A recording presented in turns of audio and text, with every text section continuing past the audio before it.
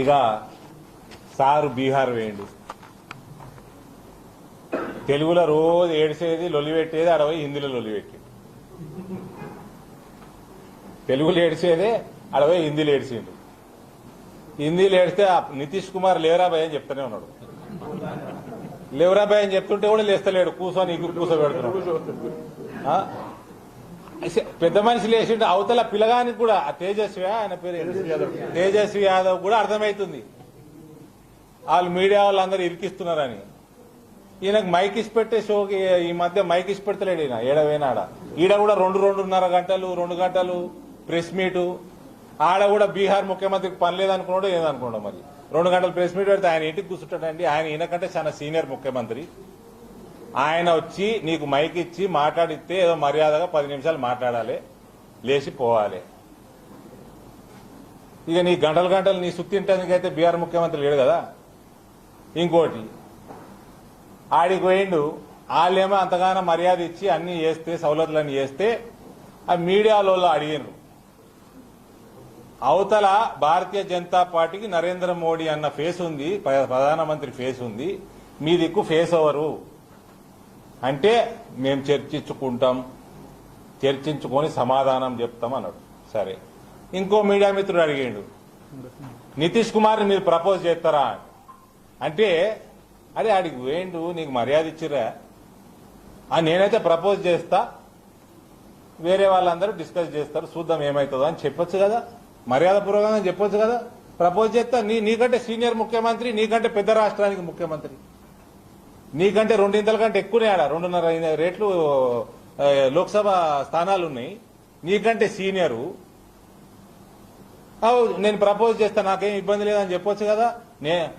నేను ప్రపోజ్ చేస్తే వేరే వాళ్ళకి ఇబ్బంది ఉండొచ్చట. ఆ నితీష్ కుమార్ కు బగ మండి ఉంటుంది. ఇంకోసారి రానియాడు బీహార్కి, ఇంకోసారి రానియడు. ఈయన ఆడపోయి పరువు తీసుకున్నాడు, మన తెలంగాణ పరువు తీసుడు, పచ్చి అబద్దాలాడు. ఇదే రోజు ఈడ పెట్టే సోదే ఆడబెట్టుడు. అది మొత్తం చేస్తే ఆ ప్రెస్ మీట్ చూస్తే పరువు తీసుకొని వచ్చిండు నిన్న. ఆయన ఫైనల్ గా నితీష్ కుమార్ లే అంటుండు, ముఖ్యమంత్రి ఆయన లేస్తలేడు. బయట 3 సార్లు చెప్పిండు ఉటో అని. ఆయన బంక కూసుకున్నట్టు కూర్చున్నాడు.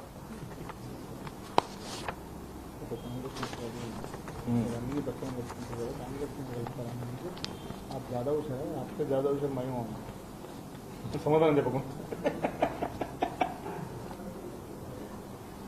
సరే, అది కాబట్టి సింపుల్ గా 3వ తారీఖు నేను అందరికి కొడతా ఉన్నాను, ఇందూర్కి జనతాకు జవాబ్ దో కేసీఆర్.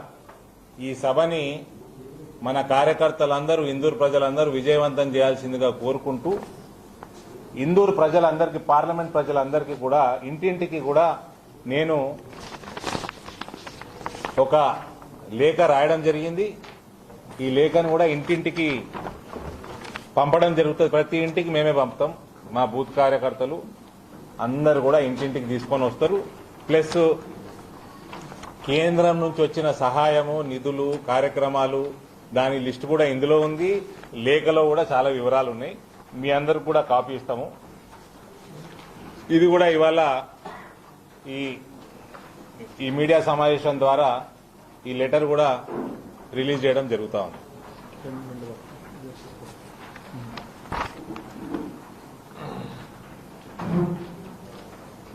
బస్ లేదా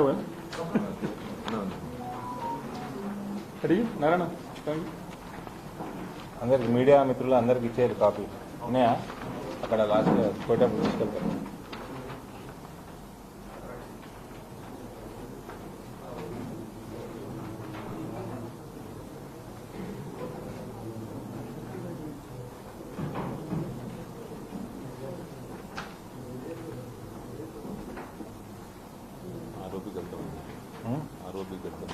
ఇంకోటి, కొంచెం మీడియా మిత్రులందరికీ కూడా, ఇక్కడి నుంచి మేమందరం కూడా మాధవ్ నగర్ ఫ్లైఓవర్ దగ్గరికి పోతున్నాము.